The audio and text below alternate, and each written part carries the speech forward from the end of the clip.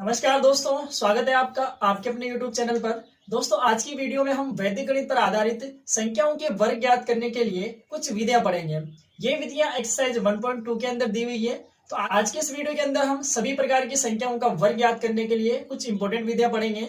इन important विधियों की सहायता से सभी प्रकार की संख्याओं के वर्ग को हम बहुत ही आसान तरीके से निकाल सकते हैं। तो आज का वीडियो आपके लिए बहुत इंटरेस्टिंग होने वाला है, तो वीडियो को अंत तक जरूर देखें और अगर वीडियो अच्छा लगे तो वीडियो को लाइक करें और चैनल को सब्सक्राइब करें। तो आइए स्टार्ट करते हैं अपना वीडियो। दोस्तों, बात करते हैं संख्याओं के वर्ग ज्ञात करने की सबसे पहले विधि के बारे में। संख्याओं का वर्ग ज्ञात करने की जो सबसे पहली विधि है हमारे पास, उपसूत्र यावदुनम तावदुनी की सहायता से संख्याओं का वर्ग ज्ञात करना। उपसूत्र यावदुनम तावदुनी की सहायता से संख्याओं का वर्ग ज्ञात करने के लिए हमारे पास एक सिंपल सा सूत्र दिया हुआ है। तो सबसे पहले अपन सूत्र को देखते हैं कि सूत्र क्या अपने पास। देखो, सूत्र हमें दिया हुआ है कि किसी भी संख्या का जब हम स्क्वायर निकालेंगे, किसी भी संख्या का स्क्वायर निकालने के लिए हमें क्या करना पड़ेगा, संख्या का स्क्वायर बराबर उपाधार कोष्टक संख्या प्लस विचलन ऑब्लिक विचलन का स्क्वायर, यानी कि किसी भी संख्या का स्क्वायर निकालने के लिए हमें इस वाले सूत्र को काम में लेना पड़ेगा। अब सूत्र में कुछ भी नहीं है। देखो, एक तो हमें चाहिए उपाधार अंक और एक हमें चाहिए विचलन। संख्या अपने पास दे रखी है, अगर विचलन और उपाधार अंक पता लग जाएगा तो हम इस सूत्र में मान रख के हल करेंगे तो हमारे पास किसी भी संख्या का वर्ग निकल जाएगा। ठीक है, तो हमारे पास यहाँ पे 4 क्वेश्चन दिए हुए हैं। इन चारों क्वेश्चन को हमें इस विधि की सहायता से सोल्व करना है। ठीक है, अब देखो, उपाधार के और आधार की अपन बात करेंगे कि उपाधार, आधार और विचलन क्या होता है। हमने पहले भी बता रखा है कि संख्याओं के लिए जो मेन आधार होते हैं वो एक तो 10 होता है, एक 100 होता है और एक क्या होता है हमारे पास 1000 होता है। यानी कि अगर संख्या 100 से छोटी है, ठीक है, यानी कि अगर संख्या 100 से छोटी है तो उसके लिए आधार कितना लेंगे, हम 10 लेंगे। अगर संख्या 100 से बड़ी है तो उसके लिए आधार कितना लेना पड़ेगा, हमें 100 लेना पड़ेगा। और यदि संख्या 1000 से भी बड़ी होती है तो उसके लिए आधार कितना लेना पड़ता है, हमें 1000 लेना पड़ता है। तो यहाँ पर हम देखो एक सवाल को देखेंगे। सबसे पहला क्वेश्चन क्या अपने पास, देखो यहाँ पर हमें 93 का स्क्वायर निकालना है, 93 का स्क्वायर निकालना है। कौन सी विधि से, उपसूत्र यावदुनम तावदुनी विधि की सहायता से निकालना है। इस विधि को बहुत सी बार सूत्र निखिलम की विधि के नाम से भी जाना जाता है, क्योंकि इसमें हम निखिलम विधि में जो कंसेप्ट काम में आता है उसी को ही काम में लेते हैं। तो बहुत सी बार इसको सूत्र निखिलम विधि की सहायता से भी पूछ लिया जाता है। तो सबसे पहले तो क्या करेंगे, हमें 93 का स्क्वायर निकालना है। सबसे पहले हम चेक करेंगे कि इसके लिए आधार कितना है। अब यहाँ पर जो 93 है वो 100 से छोटी है और 100 के समीप भी आती है। तो 100 के छोटी है उससे समीप वाली संख्याओं के लिए हम आधार कुछ भी ले सकते हैं, 100 भी ले सकते हैं या फिर 10 भी ले सकते हैं। लेकिन मेन जो हमारा कंसेप्ट होता है कि सभी संख्या अगर 100 से छोटी है तो 100 से छोटी संख्याओं के लिए हम आधार कितना लेते हैं, 10 लेते हैं। तो यहाँ पर हम क्या करेंगे, इस संख्या के लिए भी जो आधार रहेगा वो कितना लेंगे, हम यहाँ पे 10 ही लेंगे। तो आधार कितना ले लिया हमने, इसके लिए 10 आधार ले लिया।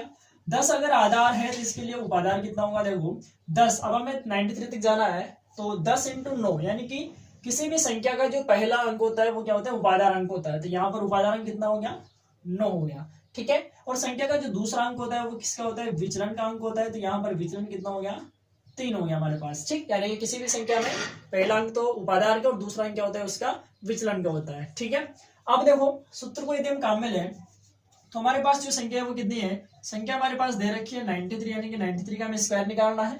तो 93 का स्क्वायर बराबर उपाधार, उपाधार जो कितना है 9 कोष्टक संख्या कितनी है, यानी कि जो पूरी संख्या है वो कितनी थी 93 प्लस विचलन कितना है इसमें 3 और ऑब्लिक करके हमने विचलन का क्या कर दिया, यहाँ पे स्क्वायर कर दिया। ठीक, तो जो हमने उपाधार और विचलन निकाला था हमने उसको सूत्र में रख दिया। अब देखो, अब हम इसको सोल्व करते हैं। तो हमारे पास क्या होगा, 9 93 प्लस 3 कितना हो गया, ये हो गया 96 ऑब्लिक 3 का स्क्वायर कितना होता है, 9 होता है। और अब हम 9 को जब 96 से गुणा करेंगे, 9 को जब 6 से किया 54, 6 नाम 54 हो गया, 54 के 4 हासिल 5 हो गए, 9 नाम 81 और 5 कितने हो गए 86, और ऑब्लिक में कितना चल रहा है, 9 चल रहा है। ठीक, अब देखो ऑब्लिक के बाद वाले जो अंक है वो किस तरीके से रखे जाते हैं, ऑब्लिक के बाद वाले अंक रखे जाएंगे आधार के हिसाब से। यानी कि अगर आधार में एक ही जीरो, यानी कि आधार केवल 10 है तो ऑब्लिक के बाद में केवल एक ही अंक रहेगा। ठीक है, तो यहाँ पर आधार हमने कितना लिया है, 10 ही लिया है, तो ऑब्लिक के बाद केवल एक अंक होना चाहिए और एक ही अंक हमारे पास यहाँ पर है। हम क्या करेंगे, ऑब्लिक हटा देंगे और इस संख्या को ऐसा का ऐसा ही लिख देंगे। तो ये हमारे पास क्या हो जाएगा, इसका आंसर हो जाएगा। यानी कि जब हम 93 का स्क्वायर निकालेंगे तो वो कितना आएगा हमारे पास, 8649। तो इस तरीके से हम इसके पहले क्वेश्चन को सोल्व करते हैं। आगे हम बात करते हैं इसके सेकंड क्वेश्चन पे। सेकंड क्वेश्चन जो है वो 106 का हमें स्क्वायर निकालना है, वो भी इसी विधि की सहायता से निकालना है। अब देखो संख्या जो है वो कितने 106 106 100 से बड़ा है और 100 से बड़ा है तो इसके लिए आधार कितना लेंगे, वो 100 से बड़ी सभी संख्याओं के लिए हम आधार कितना लेते हैं, 100 लेते हैं। तो ये आधार कितना हो गया 100। आधार अगर 100 है तो उपाधार कितना हो जाएगा, यहाँ पे उपाधार हो गया हमारे पास 1 और विचलन कितना हो जाएगा यहाँ पे हमारे पास 6, यानी कि 0,6। तो 106 में आधार 100 है, उपाधार 1 है और विचलन कितना हो जाएगा इसका 6 हो जाएगा। ठीक, अब हम निकालते हैं इसका स्क्वायर। तो 106 का स्क्वायर बराबर उपादान जो कि कितना है 1, कोष्टक संख्या कितनी है, संख्या हमारे पास कितनी 106 प्लस विचलन भी कितना 6 और ऑब्लिक विचलन का स्क्वायर यानी कि 6 का स्क्वायर हो गया अपने पास। ठीक, अब देखो 1 इंटू 106 प्लस से कितना हो गया 112 ऑब्लिक 6 का स्क्वायर हम जानते हैं कितना होता है 6 संगा 36 हो गया अपने पास। अब इसको सोल्व करेंगे तो एक को जब 112 से गुणा करेंगे तो 112 ऑब्लिक 36 हो जाएगा। और ऑब्लिक के बाद चूंकि हमारे पास आधार कितना है यहाँ पे 100 है, आधार में 2 जीरो है तो ऑब्लिक के बाद भी कितने अंक होने चाहिए 2 ही अंक होने चाहिए। तो हम क्या करेंगे इसके भी ऑब्लिक को ऐसा का ऐसा हटा देंगे तो हमारे पास आ जाएगा 11,236 क्या हो जाएगा 106 का स्क्वायर हो जाएगा। ठीक है, तो ये सेकंड क्वेश्चन इस तरीके से सोल्व किया जा सकता है। तीसरा क्वेश्चन देखो 211 का हमें स्क्वायर निकालना है, इसी विधि से निकालना है, बहुत आसान हो गया अपने पास। देखो 211 का हमारे पास संख्या है 100 से बड़ी है और 100 से बड़ी है तो इस संख्या के लिए भी आधार कितना हो जाएगा, इस संख्या के लिए आधार कितना है 100 है।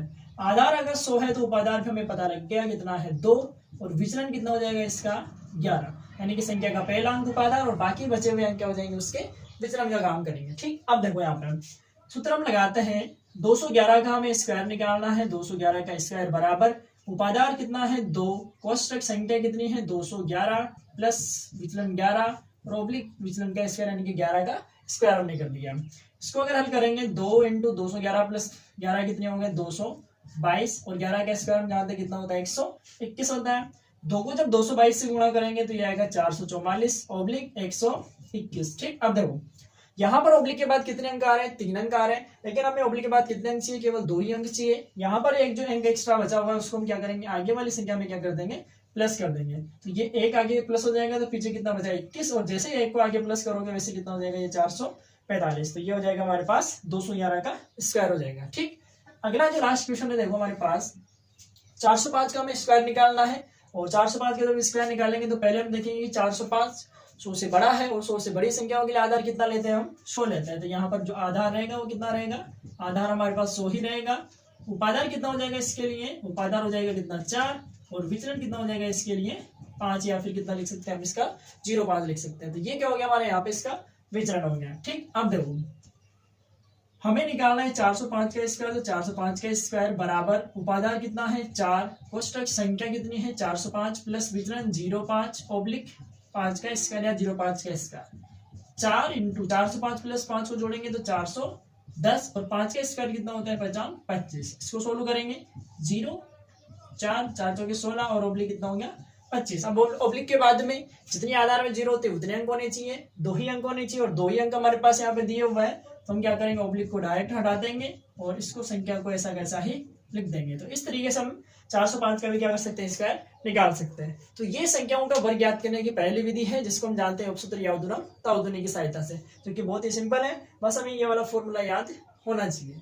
ठीक है, आइए दोस्तों हम बात करते हैं संख्याओं के वर्ग ज्ञात करने की दूसरी विधि। संख्याओं का वर्ग ज्ञात करने की जो दूसरी विधि है उपसूत्र अनुरूपण, यानी कि उपसूत्र अनुरूपण विधि की सहायता से हमें संख्याओं का वर्ग ज्ञात करना है। तो उपसूत्र अनुरूपण में संख्याओं का वर्ग किस तरीके से निकालेंगे, देखो एक क्वेश्चन देखते हैं। उसके लिए बहुत ही सिंपल सी विधि है और बहुत ही आसान तरीके से हम दो संख्याओं के दो अंकों की जो संख्या होती है उसका वर्ग बहुत ही आसान तरीके से निकाल सकते हैं। संख्या देखो किस तरीके से, हमारे पास जो संख्या 16 है हमें इसका स्क्वायर निकालना है, कौन सी विधि से, उपसूत्र अनुरूपण विधि की सहायता से। तो देखो किस तरीके से सोल्व करेंगे, बहुत सिंपल है। जब हम 16 का स्क्वायर निकालेंगे यहाँ पे, ठीक है 16 का स्क्वायर निकालना है तो कैसे, देखो 16 के स्क्वायर में पहला अंक कितना है 1 है और दूसरा अंक कितना है 6। तो अब इसको हम जमाएंगे किस तरीके से, देखो बहुत सिंपल है। पहला जो अंक होता है उसका स्क्वायर हम लिखेंगे पहले, यानी कि 1 का स्क्वायर हमने लिख दिया पहले जो कितना होता है 1 होता है, और 6 का स्क्वायर लिखेंगे हम बाद में जो कितना होता है 36 होता है। ठीक है, पहला अंक का स्क्वायर पहले लिख दिया और दूसरे अंक का स्क्वायर हमने लास्ट में लिख दिया। फिर हम क्या करेंगे, इन दोनों अंकों को गुणा करेंगे और दोनों अंकों को गुणा करके हम इसके बीच में लिख देंगे। ठीक है, इस तरीके से जमा अपने, देखो पहली संख्या का वर्ग पहले लिख दिया, दूसरी संख्या का वर्ग बाद में लिख दिया और दोनों संख्याओं का गुणा हमने क्या कर दिया बीच में लिख दिया। ठीक, अब हम क्या करेंगे कि ये जो बीच वाली संख्या एक बार इसी को इसी के नीचे लिख देंगे, ऐसा कैसा है, और प्लस करके इनको नीचे लिख देंगे। ठीक है, अब देखो 36 का 36 ऐसा कैसा लिख देंगे हम। ठीक, ऑब्लिक हमने लगा दिया, इन दोनों को करेंगे प्लस, 6 प्लस से कितने होंगे 12 होंगे, फिर ऑब्लिक इस वाले एक को हमने क्या कर दिया ऐसा कैसा ही लिख दिया। ठीक है, अब हम क्या करेंगे, देखो अब हम क्या करेंगे, इनमें पीछे से केवल एक एक अंक ही लिखेंगे और जब हम पीछे से इनमें से एक एक अंक लिखेंगे तो हमने लिखा 6।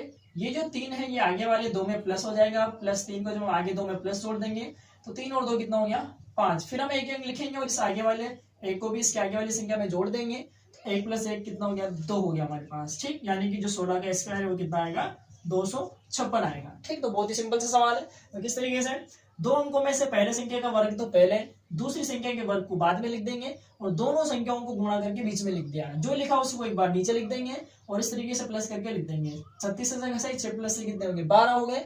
एक ऐसा कैसा है, अब पीछे से लिख दो, 6 लिख दिया, 3 इधर जुड़ते 5 हो गए, फिर ये एक इधर जुड़ते कितना हो गया, 2 गया, 256 क्या हो गया, इसका स्क्वायर हो गया। ठीक, अगला सवाल देखो, हमें निकालना है 31 का स्क्वायर और 31 का स्क्वायर निकालना है। तो पहले हम इसको जमाते हैं। देखो, पहली संख्या का स्क्वायर तो पहले लिख देंगे, दूसरी संख्या का स्क्वायर हम इसके बाद में लिख देंगे। ठीक, दोनों का गुणा बीच में लिख देंगे और एक बार इसी संख्या को वापस नीचे लिख देंगे और ऑब्लिक लगा के इसको जोड़ देंगे। ठीक, अब कैसे, देखो एक कैसा कैसा ही, 3 + 3 कितना हो गया, 6 हो गया और ऑब्लिक कितना हो गया, 9 हो गया। ठीक, अब देखो एक अंक होने चाहिए, तो यहाँ पर तो एक अंक दिया हुआ है, तो ये हो गया 961। ये किसका स्क्वायर हो जाएगा, 31 का स्क्वायर हो जाएगा। बहुत सिंपल सवाल है, बहुत ही सिंपल सी विधि है दो अंकों की संख्या का वर्ग निकालने के लिए।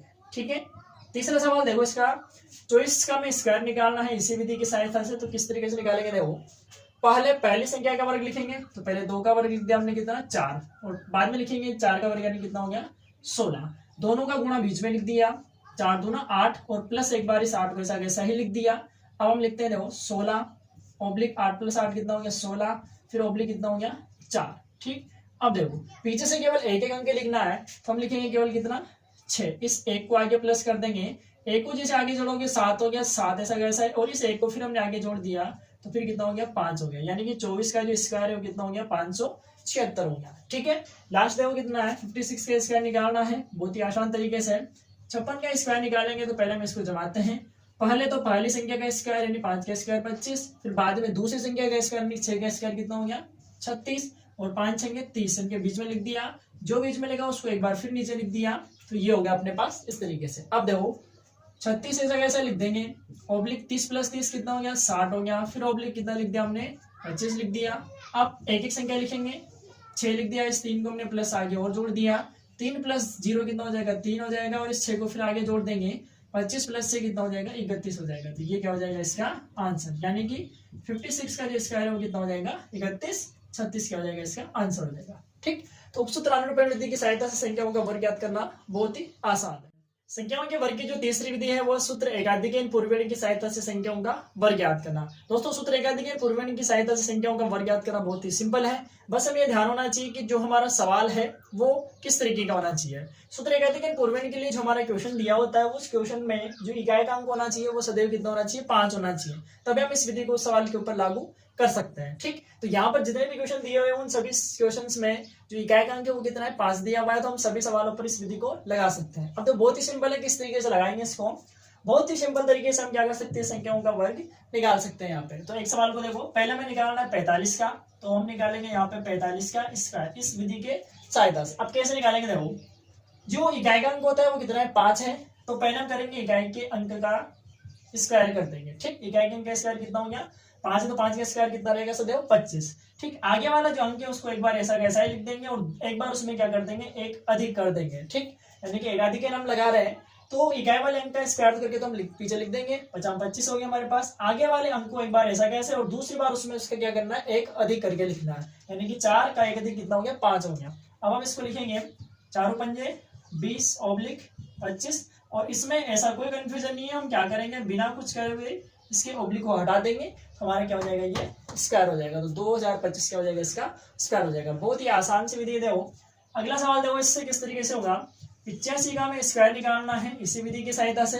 तो 5 का स्क्वायर तो हम पीछे लिख देंगे, ऑब्लिक के पीछे 8 इंटू एक बार इसका एकाधिक यानी कि 9, 8 का अधिक कितना हो गया, 9, और 8 नाम कितने हो गए, 72 ऑब्लिक 25, ऑब्लिक को हटा देंगे तो ये हो जाएगा 72 25 क्या हो जाएगा, इसका आंसर हो जाएगा। तो 85 का स्क्वायर कितना हो जाएगा, 72 25। ठीक, अगला सवाल देखो, 115 का हमें निकालना है। 115 का स्क्वायर निकालना है तो यहाँ पर हम क्या करेंगे, देखो 5 का स्क्वायर तो हम पहले लिख देंगे, ये 5 का स्क्वायर कितना हो गया, 25, 11 बचा, 11 इंटू उसका एकाधिक और करना है, यानी 11 इंटू 12 हो गया, उसका एकाधिक कर दिया तो 12 हो गया। अब देखो इसको गुणा करते हैं, 11 दूना 22 के 2 हासिल 2, 11 कम 11, 11 और 2 कितना हो गया, 13 ऑब्लिक कितना हो गया, 25, इसको डायरेक्ट हटा दो, फिर हो जाएगा 132, 25 क्या हो जाएगा, इसका स्क्वायर हो जाएगा, यानी कि 115 का स्क्वायर कितना होगा, 132 125 हो जाएगा। लास्ट सवाल देखो 125 का निकालना है, तो 125 में क्या करेंगे हम, 5 के स्क्वायर को तो लास्ट में लिख ही देंगे, ऑब्लिक 12 इंटू उसका एकाधिक करेंगे कितना, 13 हो जाएगा। अब इसको गुणा करें, 12 को 3 से करेंगे तो 36, 3 12 का 12 और 3 कितने हो गया 15, ऑब्लिक कितना हो गया 25, यानी कितना हो गया 15, 625 क्या हो जाएगा, इसका आंसर हो जाएगा। ठीक, तो इस तरीके से हम सूत्र एकाधिकरण विधि की सहायता से संख्याओं का जो स्क्वायर है बहुत स्पीड तरीके से निकाल सकते हैं। बस हमें ये ध्यान रखना है कि ये विधि उन्हीं सवालों के ऊपर काम आएंगे जिन सवालों में इकाई अंक कितना होगा, हमारे पास 5 दिया होगा। ठीक है दोस्तों, अब हम बात करते हैं संख्याओं के वर्ग की अगली विधि के बारे में। संख्याओं के वर्ग की जो अगली विधि है वह है सूत्र संकलन व्यकलन विधि की सहायता से संख्याओं का वर्ग ज्ञात करना। यानी कि सूत्र संकलन और व्यकलन, यानी कि इसमें क्या होगा, संकलन का मतलब योग भी होगा और व्यकलन का मतलब माइनस भी होगा, यानी कि दोनों चीजें साथ में चलेगी। यहाँ पे जोड़ और माइनस दोनों साथ में चलेगा। अब जोड़ और माइनस दोनों किस तरीके से साथ में चलेगा, देखो अपने पास हम एक सवाल सोल्व करते हैं, उससे देखते हैं कि सवाल को किस तरीके से हल किया जाएगा। सबसे पहले हम क्या करेंगे, सूत्र संकलन और व्यकलन विधि के लिए जो भी संख्या हमें दे रखी होगी उस संख्या का हम निकालेंगे विचलन। ठीक है, जो भी संख्या हमें दे रखी होगी उस संख्या का हम क्या निकालेंगे, यहाँ पे विचलन निकालते हैं। तो पहला हम एक सवाल को सोल्व करते हैं। यहाँ पर जो संख्या दे रखी है वो कितनी है, 23 है। और संख्या अगर 23 है तो हम क्या करेंगे, यहाँ पे पहले इसका विचलन निकालते हैं। तो इसका जो विचलन है वो विचलन हमें दिया हुआ है, देखो विचलन दिया हुआ है यहाँ पे कितना, 3, यानी कि प्लस के 3। यानी कि हमने कहा है कि किसी भी संख्या का जो दूसरा अंक होता है वो क्या होता है, विचलन होता है। तो यहाँ पर विचलन कितना है, 3 है। अब देखो संख्या का वर्ग किस तरीके से निकालेंगे, बहुत ही सिंपल तरीका है। हमें संकलन और व्यकलन दोनों करना है, पर करना किसका है, ठीक है, संकलन व्यकलन तो करना है पर करना किसका है, देखो हमें संकलन व्यकलन किसका करना है, विचलन का करना है। और किसके साथ करना है, संख्या के साथ ही करना है। ठीक, अब देखो कैसे, 23 दिया हुआ है तो हम क्या करेंगे, एक बार तो इसके विचलन को इसमें जोड़ेंगे और एक बार इसके विचलन को इसमें से घटाएंगे और फिर हम क्या करेंगे, इस विचलन का स्क्वायर करके वापस इसमें प्लस कर देंगे। तो क्या फॉर्मूला बनेगा, संख्या प्लस विचलन कोष्टक संख्या माइनस विचलन प्लस विचलन का स्क्वायर हो जाएगा अपने पास। ठीक, यानी कि संख्या का स्क्वायर निकालने के लिए उसके विचलन को उसमें जोड़ दो, उसके विचलन को उसमें से घटा दो और प्लस उसी विचलन का स्क्वायर करके वापस जोड़ देंगे। तो क्या बना, देखो कितना हो गया 26 इंटू ये कितना हो गया 20 प्लस 3 का स्क्वायर कितना हो गया 9। इसको गुणा करेंगे 0 2 5 प्लस 9, यानी कितना हो गया, ये 529 हो गया। यानी कि जो 23 का स्क्वायर है वो कितना हो गया, 529 हो जाएगा। ठीक, तो इस तरीके से हम क्या कर सकते हैं, संख्या का वर्ग निकाल सकते हैं। किस विधि से, संकलन और व्यकलन विधि की सहायता से। ठीक, अब देखो सेकंड, अगला जो क्वेश्चन है उसमें हमें संख्या दी हुई है 38। अब 38 की अगर अपन बात करेंगे तो इसका जो विचलन है वो कितना है, 8 है। ठीक, संख्या का दूसरा अंक क्या होता है, विचलन, जो विचलन कितना है इसका 8। अब देखो वही हमें निकालना है, 38 का स्क्वायर करना है तो हम क्या करेंगे, एक बार तो संख्या प्लस विचलन, फिर क्या करेंगे संख्या माइनस विचलन और प्लस विचलन का स्क्वायर। ठीक, अब देखो 38 और 8 कितने हो गए, 46 इंटू ये कितना हो गया 30 और 8 का स्क्वायर कितना हो गया 64। ठीक है, अब देखो इसको इससे गुणा करें, 0 6 18 का 8 हासिल 1 4 12 और ये कितना 13 प्लस कितना हो गया 64। अब अगर इसमें 64 जोड़ देंगे तो कितना हो जाएगा, 0 प्लस 4 हो गया, 8 और 6 कितना हो गया 14, 3 और 1 4 और ये कितना हो गया 1, यानी कि 44 क्या हो जाएगा, इसका स्क्वायर हो जाएगा। ठीक है, तो इस तरीके से हम क्या कर सकते हैं, इसका भी स्क्वायर निकाल सकते हैं। अब हम बात करते हैं इसके अगले क्वेश्चन की। अगला जो क्वेश्चन है वो है 69 का हमें स्क्वायर निकालना है इसी विधि की सहायता से। तो विधि बहुत सिंपल है, बस हमें इसका विचलन निकालना है। तो इसका विचलन जो है वो कितना हो गया 9। अब विचलन 9 हो गया तो हमें निकालना है संख्या का स्क्वायर, जो कि हम जानते हैं संख्या प्लस विचलन संख्या माइनस विचलन प्लस विचलन का स्क्वायर। इस तरीके से हम इसका आंसर निकालेंगे। अब देखो किस तरीके से, यहाँ तो कितना हो गया 69 में अगर 9 जोड़ेंगे तो ये हो गया कितना 78 इंटू यहाँ से कितना बचेगा 60 प्लस 9 का स्क्वायर कितना होता है 81, 0 9 6 8 48 के 8 हासिल के 4 6 7 42 और 4 कितने होंगे 46। ठीक, प्लस 81 अगर जोड़ देंगे तो कितना आ जाएगा 8 8 8 16 7 और ये कितने होंगे 4, 8 प्लस 0 1 8 और 8 16 हासिल 1 6 और 1 7 और ये 4 ऐसे जैसे। ठीक, तो ये हो गया हमारे पास 69 का स्क्वायर हो जाएगा। ठीक, अब देखो लास्ट क्वेश्चन है इसका 89 का स्क्वायर निकालना है इसी विधि की सहायता से। तो यहाँ पर हम देखेंगे विचलन कितना है, हमारा विचलन जो है वो कितना है 9 ही है। तो वापस लगाते हैं इसमें 89 का स्क्वायर बराबर संख्या प्लस विचलन संख्या माइनस विचलन और प्लस विचलन का स्क्वायर। अब देखो ये तो कितना हो गया 98 और ये कितना हो जाएगा 80 प्लस इसका स्क्वायर 81। गुणा करें 8 को 8 से करेंगे 64 6 8 नाम के 72, 72 और 6 कितने हो गए 78 और प्लस कितना 81। आप इनको जोड़ देते हैं, 0 और 1 कितना हो गया 1, 8 और 4 12 कितना हासिल 1, 8 और 1 9 और ये हो गया इसका आंसर। तो ये संकलन विकलन विधि की सहायता से संख्याओं का हमने वर्ग निकाला, जो कि बहुत ही आसान तरीके से हमने सोल्व कर दिया है यहाँ पे। दोस्तों आइए हम बात करते हैं संख्याओं के वर्ग की अंतिम विधि के बारे में। संख्याओं के वर्ग की जो अंतिम विधि है वो है द्वंद्व योग विधि की सहायता से संख्याओं का वर्ग ज्ञात करना। अब द्वंद्व योग विधि की सहायता से संख्याओं का वर्ग ज्ञात करने के लिए हमें उससे पहले क्या ध्यान रखना पड़ेगा, देखो हमें सबसे पहले ये ध्यान रखना पड़ेगा कि अगर हम जब भी द्वंद्व निकालेंगे, ठीक है, तो द्वंद्व हमारे पास 4 तरीके से निकल सकते हैं, यानी कि जो हमारा सवाल है वो 4-5 तरीके से हो सकता है। यदि हमें केवल एक ही संख्या का द्वंद्व निकालना हो, जिसको हमने यहाँ पे ऐसे डिनोट कर रखा है, ऐसे लिख रखा है, ठीक, यानी अगर हमें केवल एक संख्या का द्वंद्व निकालना है, तो एक संख्या का द्वंद्व तो क्या होता है उसी का स्क्वायर होता है, ठीक, अकेली संख्या और उसी का द्वंद्व तो क्या होता है उसी का स्क्वायर हो जाएगा। अगर संख्याएं 2 है, ए और बी के रूप में है, तो दो संख्याओं का द्वंद्व निकालने के लिए हम क्या करते हैं 2ab करते हैं, मतलब दोनों को गुणा करके उसको भी किससे गुणा करते हैं 2 से गुणा कर देते हैं, तो वो हो जाएगा दो संख्याओं का द्वंद्व। अगर 3 संख्याओं का द्वंद्व निकालना हो तो हम क्या करेंगे, पहले को लास्ट वाले से गुणा करेंगे, मतलब एक को सी से और उसको फिर 2 से, यानी कि 2ac प्लस दूसरे का स्क्वायर कर देते हैं, तो 2ac प्लस b स्क्वायर हो जाता है अपने पास। तो ये 3 संख्याओं का द्वंद्व होता है, ठीक। और फिर ABCD 4 अगर संख्या होती है तो 4 संख्याओं के द्वंद्व के लिए हम क्या करते हैं, पहले को अंतिम से, दूसरे को तीसरे से गुणा करते हैं, दोनों को जोड़ते हैं और फिर उसको पूरे को किससे गुणा करते हैं 2 से गुणा करते हैं। तो ये 4 चीजें याद रखनी है हमें। पहली संख्या का अगर एक संख्या का द्वंद्व निकालना उसी का स्क्वायर, 2 है तो 2ab, 3 है तो 2ac प्लस b स्क्वायर, अगर 4 हो जाएगा तो a को d से प्लस b को c से और फिर पूरे को जोड़ के उसको किससे गुणा कर देंगे 2 से गुणा कर देंगे, ठीक। अब देखो किस तरीके से हम एक सवाल ले रहे हैं 3 अंकों वाला और एक सवाल ले रहे हैं कितने अंकों वाला 4 अंकों वाला, ठीक। तो हमारे पास केवल 3 और 4 अंकों वाले ही सवाल है यहाँ पे। तो पहले हम 3 अंकों वाले सवाल को लिखते हैं। देखो अब 3 अंकों वाले सवाल को पहले किस तरीके से जमाएंगे, देखो यहाँ पर हमारे पास कितने अंक है 3। अब 3 अंक है तो किस तरीके से जमाना है इसको, सूत्र ऊर्ध्व तिर्यक विधि की सहायता से संख्याओं को जो गुणा किया जाता है उसी तरीके से हम क्या करेंगे सवाल को यहाँ पे जमाने वाले हैं, ठीक। तो कैसे जमाएंगे, देखो जो संख्या हमारे पास दी हुई है उसका पहला अंक कितना है 3, तो पहले हम लिखेंगे 3 का द्वंद्व, मतलब पहली संख्या उठाया हमने, पहले उठाए, ठीक। अब हम उठाएंगे आगे से 2, पहले 1 उठाया फिर हम उठाएंगे 2, यानी कि 36 का द्वंद्व। फिर आगे से 3 ले लो आप, 362 का द्वंद्व। फिर आगे से 1 हटा दो, 62 का द्वंद्व। फिर आगे से 2 हटा देंगे तो 2 का द्वंद्व। ये हमने लिख दिया, ठीक है। पहले आगे से 1, फिर आगे से 2, फिर आगे से 3, फिर आगे से हटा दी, फिर आगे से 2 हटा दी, तो इस तरीके से हमने लिख दिया, ठीक। अब देखो 3 जो है वो अकेला अंक है और अकेली संख्या का द्वंद्व तो क्या होता है उसी का स्क्वायर होता है, यानी कि क्या हो जाएगा ये 3 का स्क्वायर हो जाएगा, ठीक। ऑब्लिक 2 संख्याएं होती है हमारे पास, 2 संख्या अगर होती है तो दोनों को गुणा करते हैं और फिर उसको किससे गुणा कर देते हैं 2 से, यानी कि 2ab हो जाएगा, ठीक है। फिर 3 संख्या आ गई, 3 आती है तो 2 आता है, ये पहली को लास्ट वाली से प्लस दूसरी का स्क्वायर करते हैं, ठीक। फिर आ जाएंगे वापस पीछे, फिर कितने अंक आ गए 2 ही अंक आ गए, फिर लिख देंगे हम 2a और ये b, 2ab, ठीक।